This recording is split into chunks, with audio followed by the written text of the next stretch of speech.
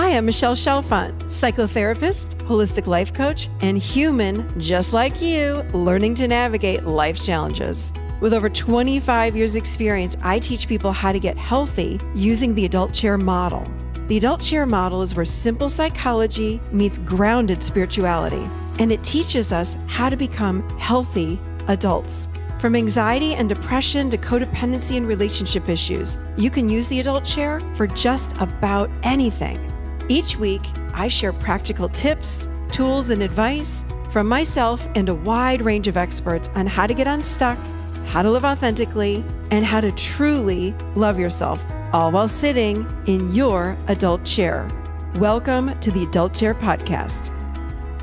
Hello, everybody, and welcome to the Adult Chair Podcast, where we talk all about how to become emotionally healthy adults. I am Michelle Chalfant. So happy to be back with you after a little bit of a summer break. We ran that summer series, and today is our first show back that is brand spanking new for you.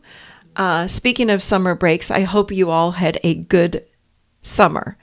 Taken hopefully a little vacation, or at least had a little downtime. I had a little bit. We did go to the beach for a week, but I got to tell you, my summer was not slow. Let me say that. It was very, very busy.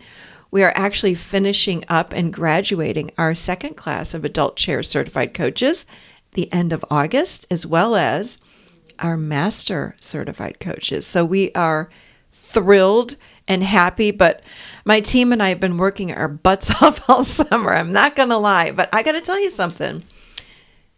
I'm a proud mama bear. When I watch these new coaches coach, I am so incredibly proud. It is not an easy program. They will all say this. It is a rigorous program, but man, do they know how to coach. And I'm honestly in awe of these people. So you'll be hearing more about this at the end of the month. We'll be debuting our new coaches. And yes, for those of you wondering, we will also be announcing very, very soon when our next coaching certification will be happening. And I'm just going to give you a hint, probably the beginning of the new year. But we will have more details on that as we move through this month. So, all right, so for today's show, we had the amazing, incredible Dr. Stan Tatkin. He is someone that I have followed and known for many, many years. He is an incredible teacher and clinician of all things relationships, attachment, all of it. You guys are going to love this show. It was a pleasure meeting him and having him on. He enlightened us, let me tell you, with all kinds of things when it has to do with relationships, such as dating versus marriage. You know, what changes when we go from dating to marriage? This sometimes, you think it's just a piece of paper, but there's so much more. And he goes into detail on this. Yes, we did dive into attachment theory, how it applies to our relationships. We talked about projection in relationships. We take really all of our wounding and all of our hopes and dreams and put it on our partner. We go into that. Also, how can we move through conflict in relationships? He talks about how we do that and how we can repair our relationship. Another thing that I love that he touched on is, that relationships cannot just rely on love, that they require what he calls shared principles and agreed upon rules and values. I could not agree more. Those are so important. And I asked him, what are some of these principles and values? He goes into great detail about this and so much more. This podcast is jam-packed. So if you're curious about how to have healthier and better relationships, this is one you do not want to miss for sure. Dr. Stan Tatkin clearly knows his stuff. He has been around a long time. Let me tell you a little bit about him.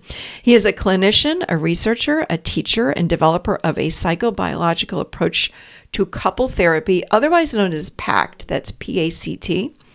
He has a clinical practice in Calabasas, California, with his wife, Dr. Tracy Tatkin, who they co-founded the PACT Institute for the purpose of training other psychotherapists to use this method in their clinical practice. In addition, Dr. Tatkin teaches and supervises family medicine residents at Kaiser Permanente in Woodland Hills, California, and is an assistant clinical professor at the UCLA David Geffen School of Medicine, Department of Family Medicine. He is on the board of directors of Lifespan Learning Institute and serves as a member on Relationships First Council, a nonprofit organization founded by Harville Hendricks and Helen Hunt. He also is the author of numerous books, which you can find on his website, thepactinstitute.com. Two of my favorites are We Do, Saying Yes to a Relationship of Depth Through Connection and Enduring Love, as well as Wired for Love, How Understanding Your Partner's Brain and Attachment Style Can Help You Diffuse Conflict and Build a Secure Relationship. Here we go with an incredible show with Dr. Stan Tatkin. Welcome to the Adult Chair Podcast, Dr. Stan Tatkin. Hi, Michelle. How are you? I'm wonderful. Thank you. So nice to have you on the show today. I was telling you previously or prior to the show that I'm a big fan of yours and I've followed you for many, many years. So this is truly an honor to have you on. So thank you again. Thank you.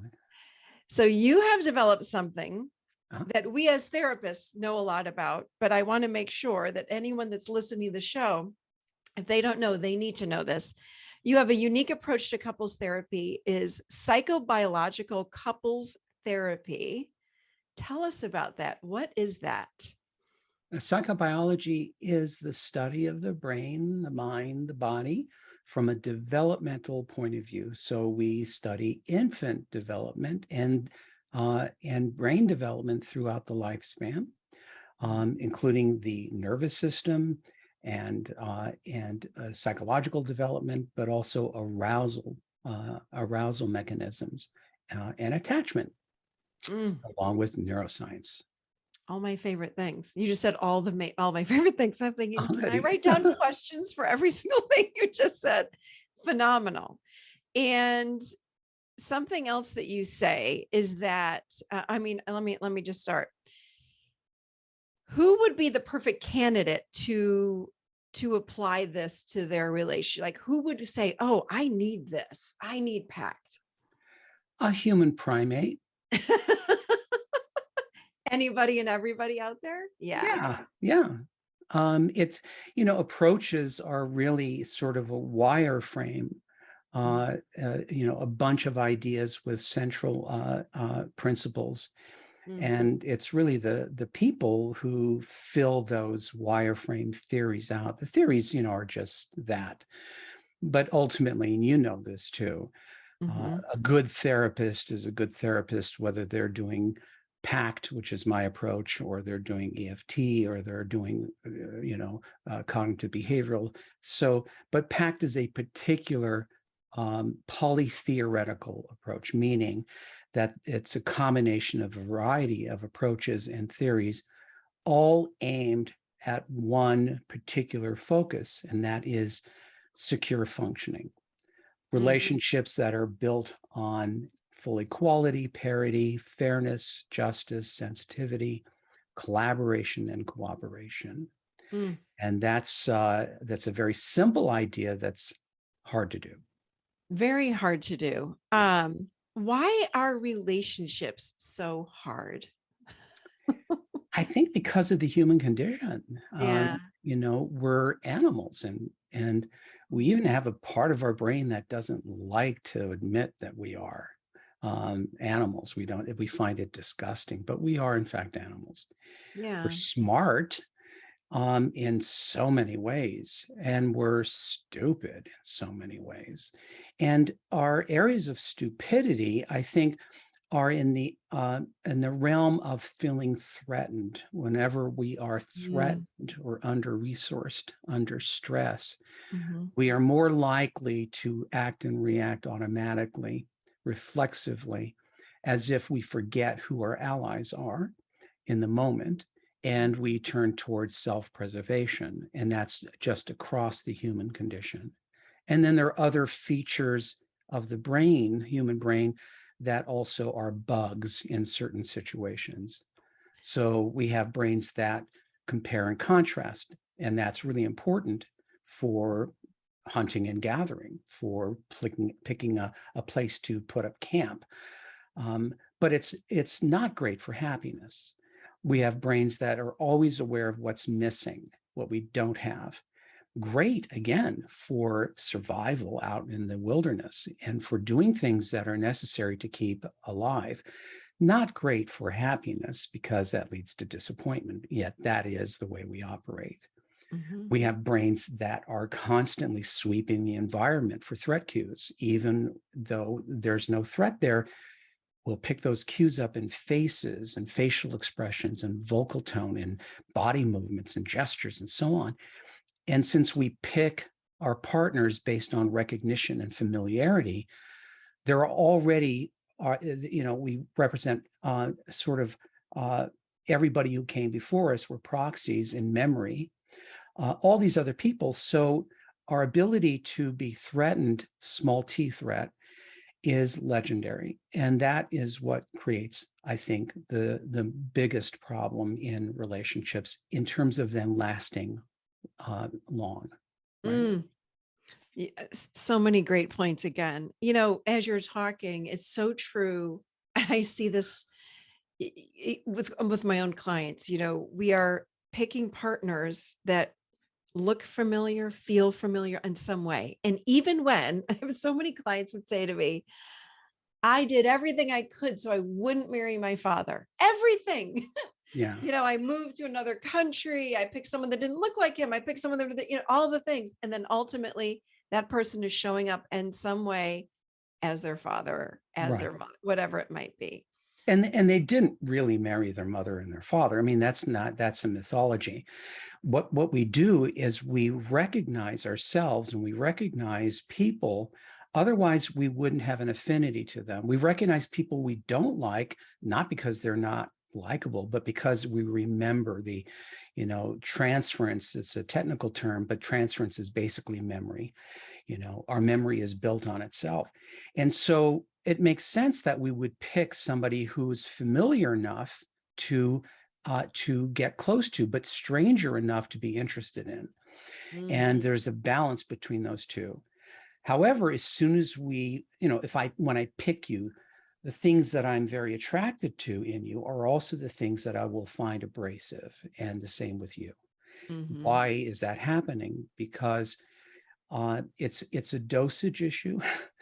Could you lower the dose on your giddiness and your vibrancy, or on your laxness and your whatever. Mm-hmm. There's that, and there's also the fact that people inherently are just difficult. People are inherently irritating and annoying and burdensome and complicated in a lot of ways and contradictory. These are just the truths of being a human being. And we have in our minds something else. Sometimes we have the perfect person, or we have our culture that we grew up in that doesn't really match the culture we probably would create today if we thought about it. So there are all these mitigating forces and factors that complicate adult romantic relationships that don't complicate other relationships at all. It's a very different system altogether. It's the hardest one, actually. Definitely the hardest one. Is it different when we're dating someone and then we get married? Yes. Okay. What happens other than a piece of paper that binds us together and we may or may not live under the same roof? Because I know a lot of married couples don't do that now. They work in different towns or whatever. What happens when we go from dating to marriage and have a bound relationship? In the beginning, when we meet somebody, all things are possible, and we're not encumbered by the attachment system yet. That has a memory to it. So I'm able to be a superhuman in some ways, sexually, romantically. I'm able to do things I won't be able to or may not be able to do in time, because I am literally on drugs. I'm on a cocktail of drugs that nature provides us ostensibly to procreate. Nature does not care about relationship. Nature cares about continuation of a species. Mhm. And so we're governed a lot by our biology, our psychobiology during mating and during courtship. When that ship sails, which it will, those chemicals die down, specifically, and our baselines begin to emerge. What we can and cannot do preferentially in terms of closeness, in terms of intimacy. And then we start to remember what it's like to depend on somebody. We don't think of this earlier, but we do when we get relaxed and we start to feel comfortable and we start to imagine or feel that we're becoming more permanent.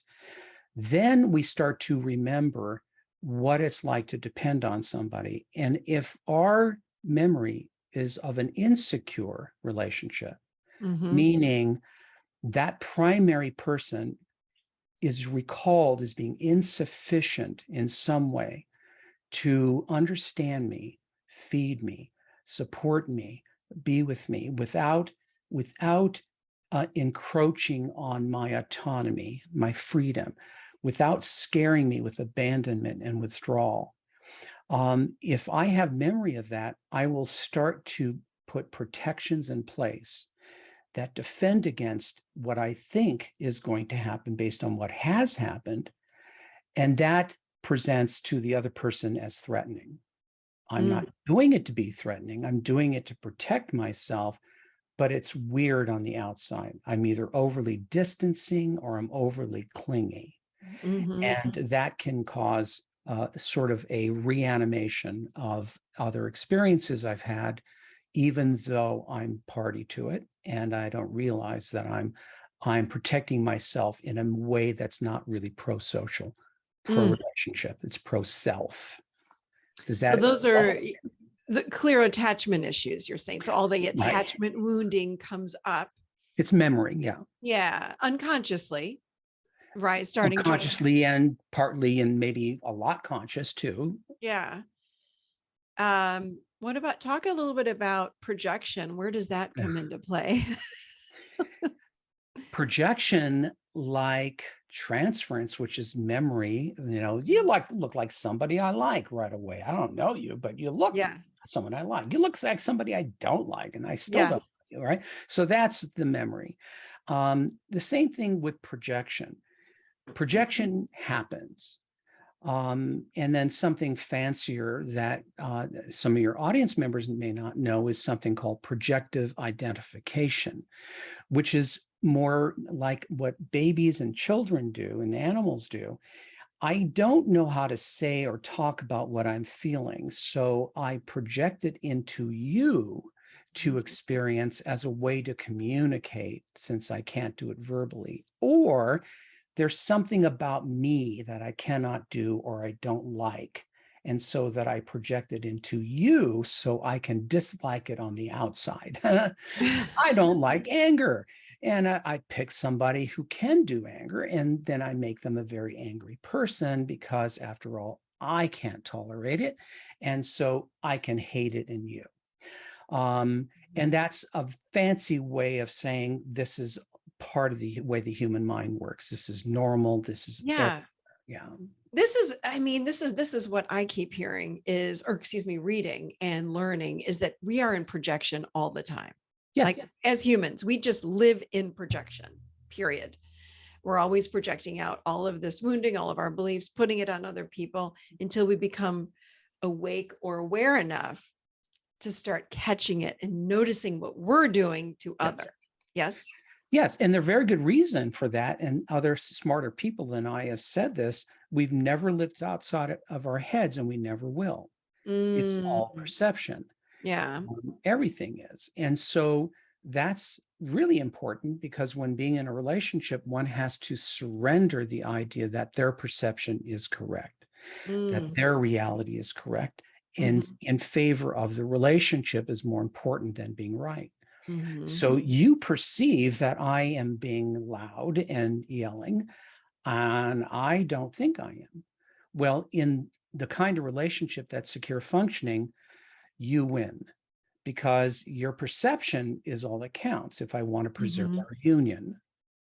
But most of us don't like that. Most of us want to be right. And my memory is correct. My perception is correct. My words were right. I heard you right. Therefore, you're wrong. And we'll live and die by this. And yet it's part of the hubris of the human animal. We actually never, ever are very good with our communication. Our memory is shit. Sorry, I hope that's okay to say. No, it's fine. No, no. Memory has never been accurate. The Yeah. recording of experiences has never been accurate. And our perceptions are like a funhouse mirror. They're always changing according to our state of mind. So that's the ground we stand on every day. And yet we fight over who is right, whose memory is right. And this, again, is part of the human condition. Another reason why we go to war. Yeah. Yeah. You know what I'm hearing you say, Stan, is like, wow, being a human is really hard. And being a human in relationship is even harder. Yeah, it's probably hard to be any animal. Or plant for that matter. I'm sure plants complain all the time in their own way. But yeah, it's hard because of the mind. Yeah. And part of, I think, mastering the mind is growing up, is learning, is understanding how the mind works. But most people will never do that. Most people on the planet will never, ever look at their lives, never understand where they came from or how that matters in their trajectory and their future. And there's a very good reason, and that is energy conservation. That biology, all living things are based on energy conservation. We do the least amount necessary, so we have resources to do what we must do, and that is survive. And so unless you suffer a lot, why would anybody choose to look into their lives and explore their mind and try to figure themselves out and to be aware, self-aware? Nobody's going to do that unless they have to. And that's where you and I come in. We see people who are suffering and they need a way out. That what's happening isn't working. And the human condition is like this. I'm unhappy. I'm in pain. I don't know why it is. Why? Oh, yeah. I know why. It's you. Right. That's what we do. Right. All the time. Yes. All the time. And so we're dealing with a human condition issue that doesn't know gender, doesn't know sex, doesn't know culture, doesn't know race. This is a built into the human DNA. It's part of what makes us great, and it's part of our failing. And every bit of that is embedded in love relationships, the worst of us and the best of us. Okay, we got to give the listeners some hope. Oh, I'm not a depressed person now. This is to me. I'm like, wow. I'm like, come on, man. We need some hope now. So tell us. Yeah. Based on all of this, we all come together. I mean, I would love your opinion on this. I ask anyone that I've taken a workshop with, or a teacher or mentor, how many of us have attachment wounding? Or another way of saying it is, how many of us live and were raised with secure attachment? Now, is that a real question to everybody? To everybody? In general. No, in general. I'm just curious from your research. The research isn't great because most of it is subjectively, by report. The others are analyzed by a select few people that are able to code transcripts in a very defined methodology of interview. And all that to say is nobody really knows, because in other cultures, like in Africa, attachment, or let's say some of the values in attachment, are irrelevant, and yet kids turn out fine. So how much of this is Western ideas? It's hard to know exactly. It makes sense, but to say that here is the general stats: half of this country is secure. I don't believe that, tell you the truth. Yeah. And so does it ultimately matter? No. Does it ultimately matter whether we've had trauma or not in terms of relationship? No. Does it matter if we have a psychiatric illness? No. None of that matters. Mm-hmm. What matters is when we unionize based on purpose and principles, not love. And the love relationship is the only union, the only alliance that is based on emotion and never on shared purpose or shared vision. Mm-hmm. There are no shared principles of how we're going to govern each other. We're just going to fly by the seat of our pants because, after all, I pick somebody like you. You're a lovely person. You would never do anything to hurt me. That's dumb, because human beings are known to hurt each other inadvertently just by being human. So to have a system that has no architecture, has no shared mythology, why we're doing this based on the long run, is nuts. And yet it's a kind of nuts that we all do. Mm-hmm. So what's the hope here? Human beings are at their best when they are putting something or things that are greater than themselves, whether it is religion or spirituality or a sense of purpose, service. You and I are together because we're a survival team. First and foremost, we have to protect each other from the wild. We have to protect each other from everything and everyone. Otherwise, what's our point? We also have to protect each other from each other. Mm. And that takes a culture that you and I co-create from the ground up, not the culture we grew up in.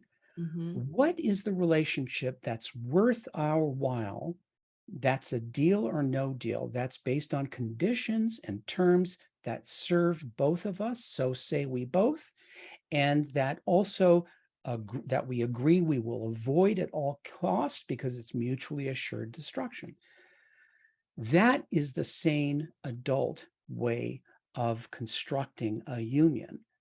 And yet, majority of partners don't do this. And then they come in to see us. So where does love play into that, and chemistry and things like this? Chemistry and the romantic love gets us into the barn. Mm-hmm. It's the first rocket that gets us out of the atmosphere. If that's all we've got, we float in space and we're lost. Mm-hmm. Because purpose and principles is what actually builds earned love, earned respect, earned regard. Because on a daily basis, you and I have decided to do the right thing, the best thing, when it's going to be the hardest to do. We've both decided to place the bar higher. Where we agree and we want to go, now it's a matter of making each other do it. So you and I have co-constructed a culture, what we can and cannot do based on our likes, our preferences, or it's a no deal, right? And then we simply adhere to our principles, which are perfect, even though we're not. So if I break a principle, I didn't tell you the truth, I leaked something and betrayed you to somebody else, the only thing I can do is beg for forgiveness and make it right. I can't blame you. I can't explain. I can't defend myself. It's easy because we're holding each other to the principles we set, not somebody else, not the therapist, not anybody, but us. We're masters of our universe. We're two generals, two executives, two bosses coming together and creating something from whole cloth, as all human beings can do. The only species that can do this. And we do it consciously, and we continually shape this and shape each other as we move through time. So is it something that each couple does? It's unique is what I'm hearing as well, right? The principles that I would share with my husband would be different that you would share with your wife, would you say? Could be, but my wife and I would have to agree. You and I aren't partners. We don't have to. Right. But I'm saying there's not like a set of principles that all couples should follow. Okay. Nope. Give us an example of some of these principles. Just so if people are listening saying, okay, I'm starting this new relationship, the new relationship, I want to sit down. I want to come up with some principles and values that we share. Give us just a couple examples of each of those, what they would Okay. be. So let me remind the audience that this isn't new. These principles are part of the social justice theory that has driven civilization since the beginning of civilization. How do people get along when we're animals, when we tend to be opportunistic, aggressive, fickle, moody, influenceable, we're this and then we're that.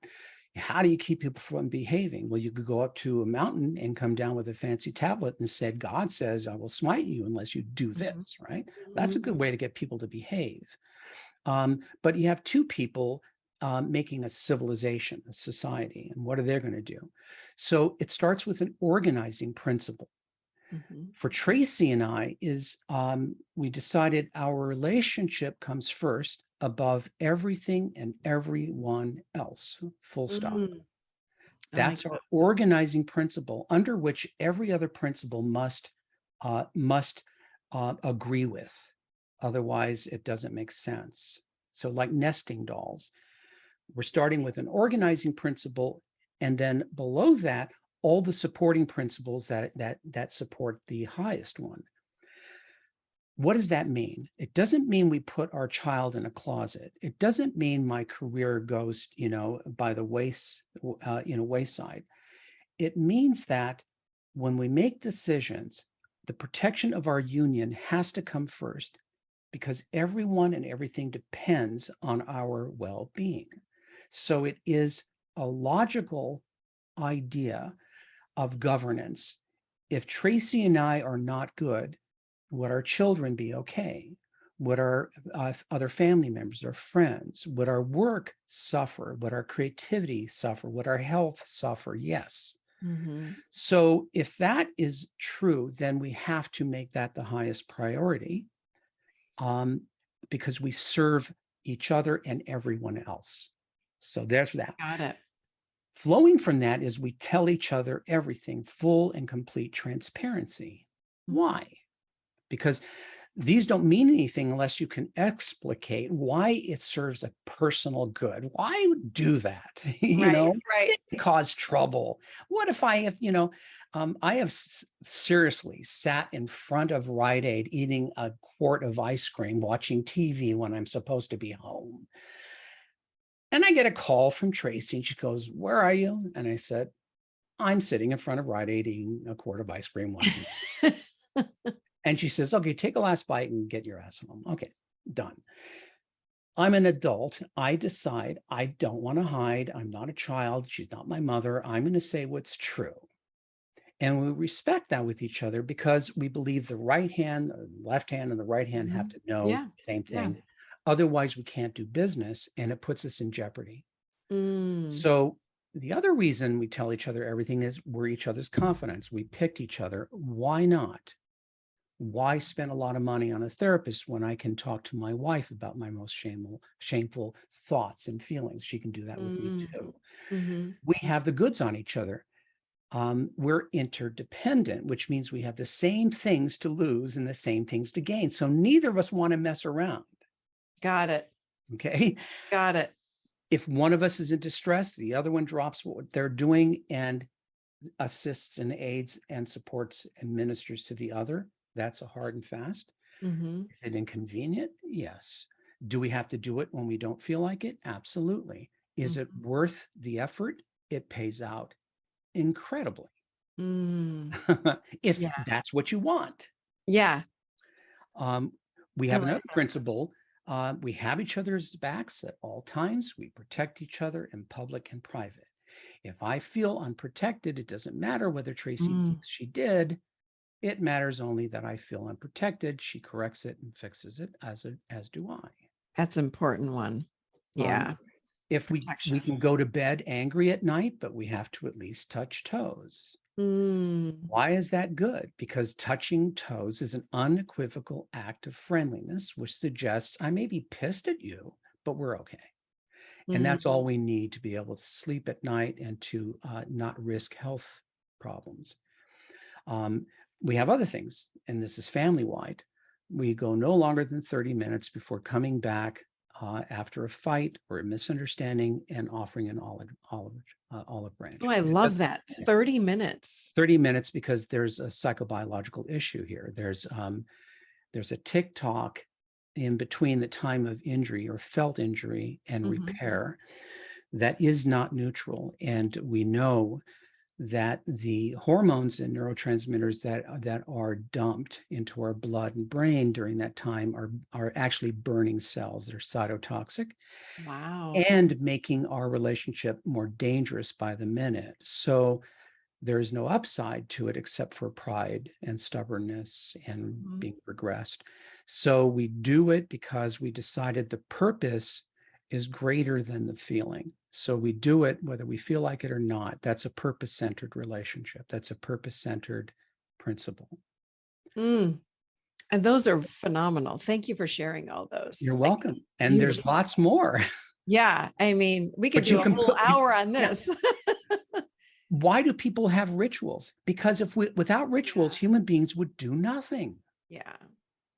Nothing. I don't feel like going to the family dinner. I don't feel like taking my shoes off. True. So true. What are your strategies for overcoming conflicts in your relationship? And I'm guessing it varies by attachment style, right? Yeah. Because I know a lot of people have conflicts. So what do you say to these people that have different conflicts? I'd say the first one, and this is across the board, is the art of falling on your own sword and doing it quickly. Falling on one sword, again, you're serving a purpose and a principle greater than yourself. I admit my wrong without explaining, defending, giving you motives, intentions, nothing. I did that. I was wrong. I shouldn't have done that. I wouldn't have liked it if you'd done that. I am really sorry. Full stop. Period. Period, which means I have to lower myself. Yeah. I cannot say, should not say, I did it because you, blah, blah, blah, because that's not an apology. Yeah, now, you made me do it. You made me say that.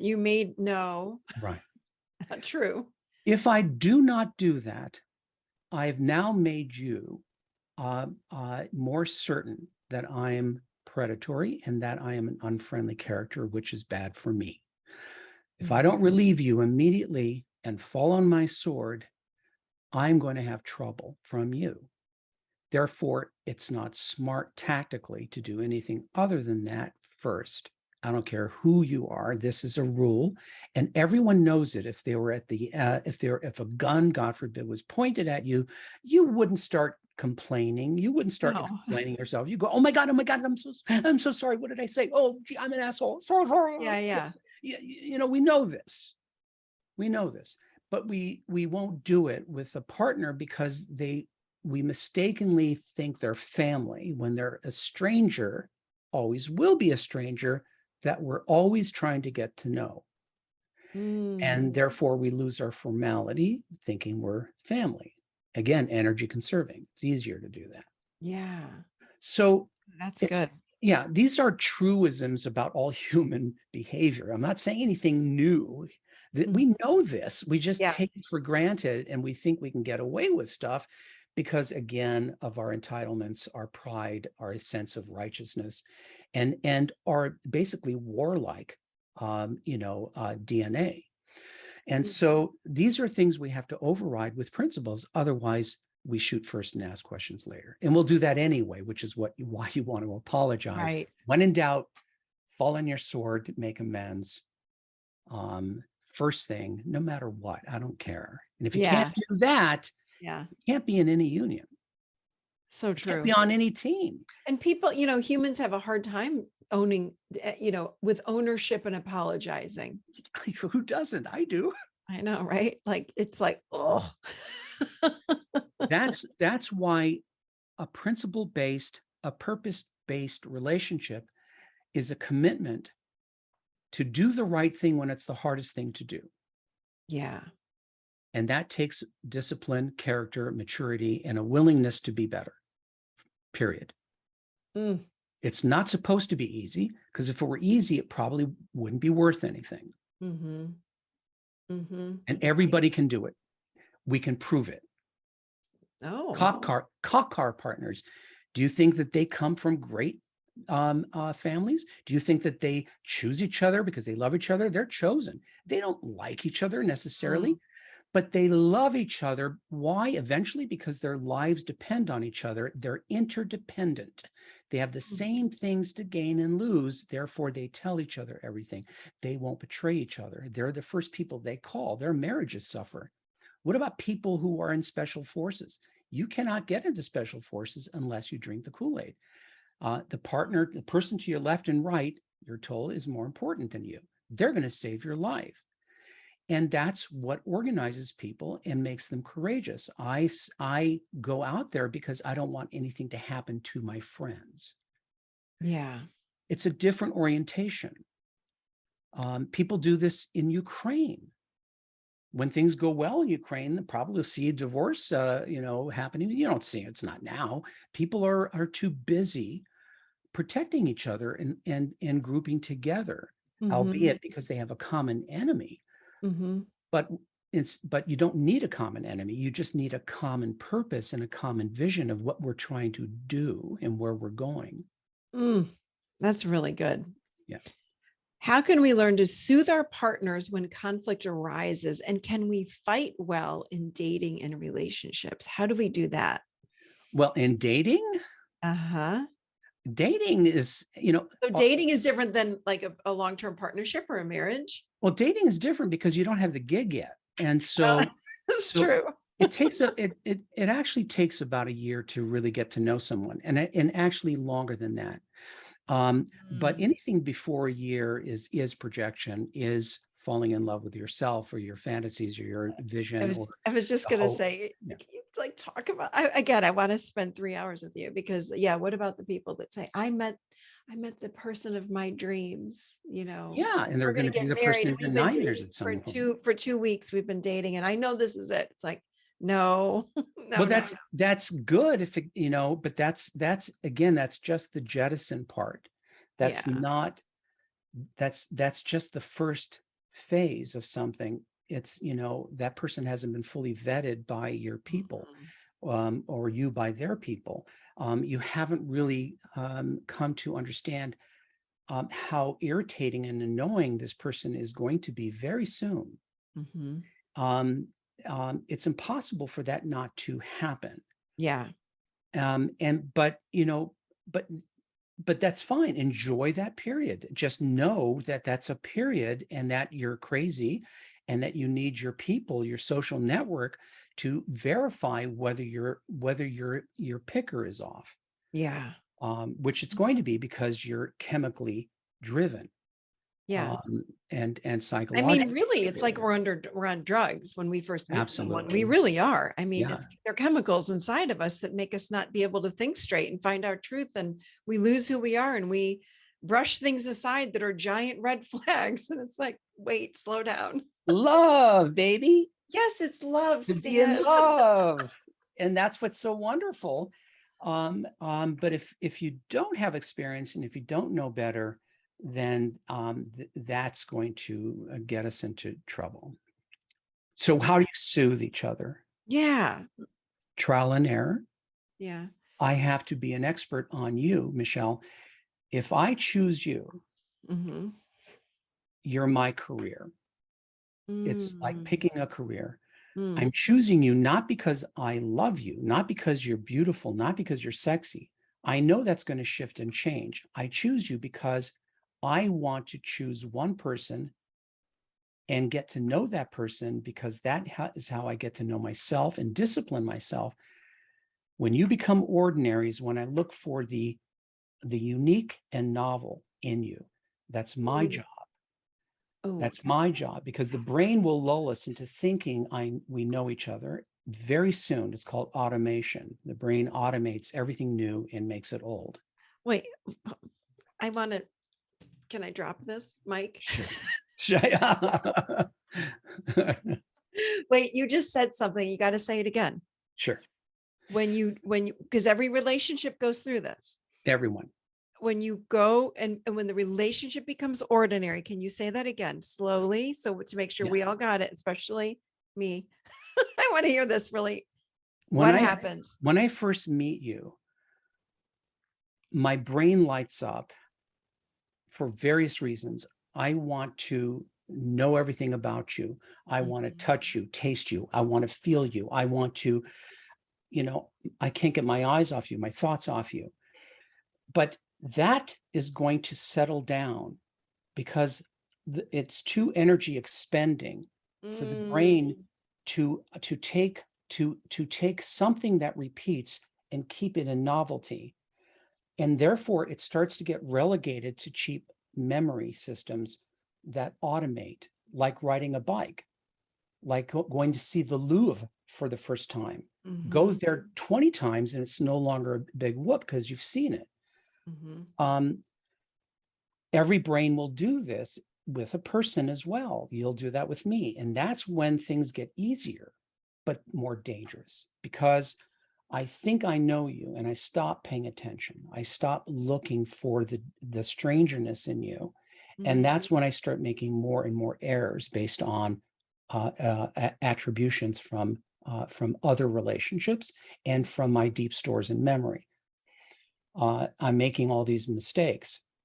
So our job to battle that isn't to go keep looking for new people because we could do that. And people Which do. many people do, Many people do that to Yeah. get that hit, I'm bored. I need more. Yeah, they want that Yeah, hit. They want that right. Will you chemical again. will Yeah. will you wear a wig, please, sweetheart? Will you Yep. dress up in Yep. bobby socks? Could you wear a horse outfit? Yeah. Could you, whatever? Could we Yeah. go? Could we Yeah. go, out in public and do it?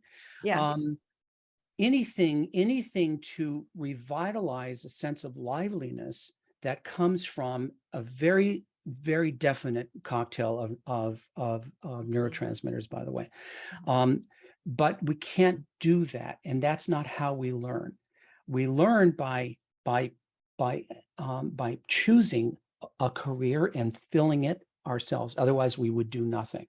We choose by picking. I pick you as perfectly imperfect as am I.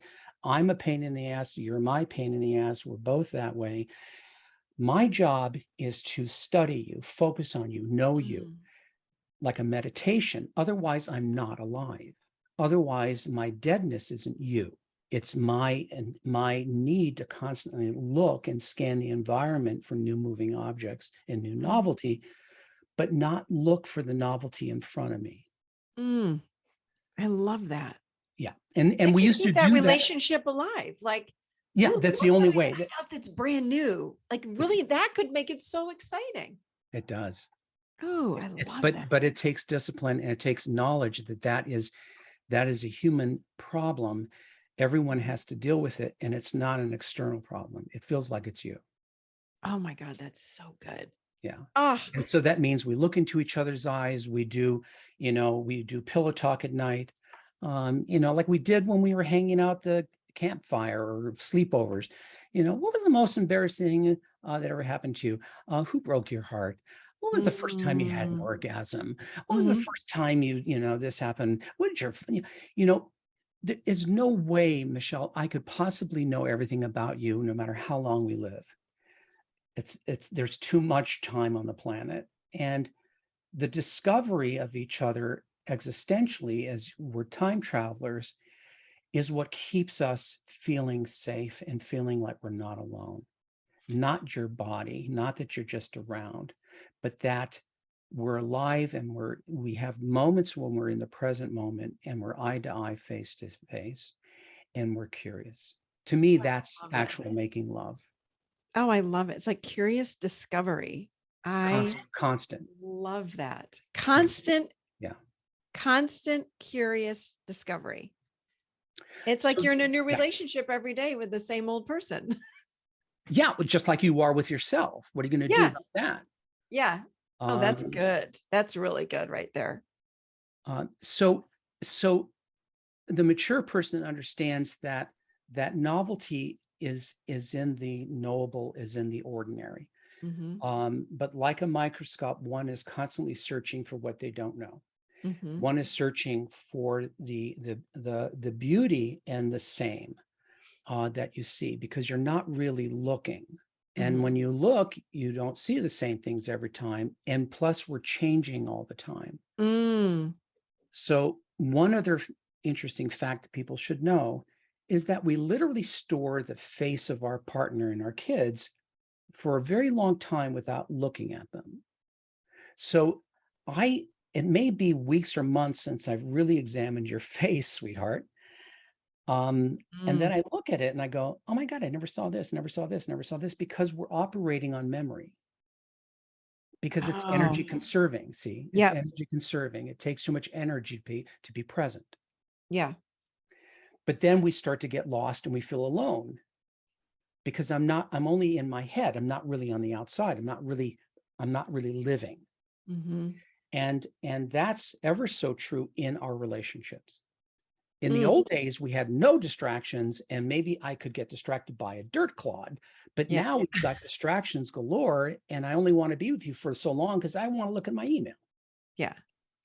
And so it's much harder, and we must have to know this about ourselves and discipline ourselves, or we're going to feel existentially alone. There's going Mm. to be a price we're going to pay, and many people do. This is so good. Thank you. I know we're And, at the end of our time. yeah. It's so good. And it's been good for me, because I got to tell you, I am not an easy person. I am obsessive. Um, I'm selfish. I'm self-centered. I'm lazy as can be, and I can be ill-tempered. But I do this, and my life Yeah. has been better for it. And I love my wife more than I ever have. And we get closer and closer, and thank God for her. But Mm. it's because of what we do. It's not because of the feeling that's just there that comes and goes like weather. It's because of Mm. what we do for each other every day. And that's what I wish for your audience. I do too. Thank you. This was phenomenal. I mean, everybody needs to hear this. Hopefully that's Gosh. positive instead of the other stuff. This was great. I thank you. Where would people find you if they want to learn more about you? By going to the PACT, P-A-C-T, thepactinstitute.com. There you'll find, if you're a therapist, psychiatrist in the mental health field, we train. This always started off as training. I'm a teacher and a therapist. Mhm. Train therapists in this model, which is hard to learn, takes some time. Mhm. And we also do couple retreats throughout the world. Tracy and I do those together. We do them online, and we have one coming up in Spain, Oh, October, at a monastery, 5-star hotel in wow. Spain, this coming October 22nd. And it's a wonderful, wonderful tour and retreat experience for couples. Ooh, how many days is that? I believe it's 8 days. Wow, that sounds amazing. Oh, it's always the people who run this show are wonderful, and it's always wonderful. It's Oh, how everybody's, yeah. amazing. I love that. Yes. And so I just want to be clear, whether you're a therapist or not, you have a lot to offer for people that are not therapists, that are Yes, absolutely. non-professionals. Yeah. Yeah, you have so much to offer, and definitely head on over to the pactinstitute.com and check out more from Dr. Stan Tatkin. Thank you so much for being with me today, and all of our beautiful people that listen. I thank you. Thank you. It was a pleasure, Michelle. Thank you. You're lovely. All right. I hope you guys enjoyed that show. I really enjoyed that show. He is a wealth of knowledge. Do not forget to head on over to his website for more information. And of course, hit us up on social media. You know, we love to hear what you think about these shows. I love your feedback. I love your suggestions. So keep them coming. And thank you to all that do suggest different topics and also people to have on the show. All right, you guys, that's all I've got for you today. Have a beautiful rest of your week, and I'll see you seated right here in the adult chair.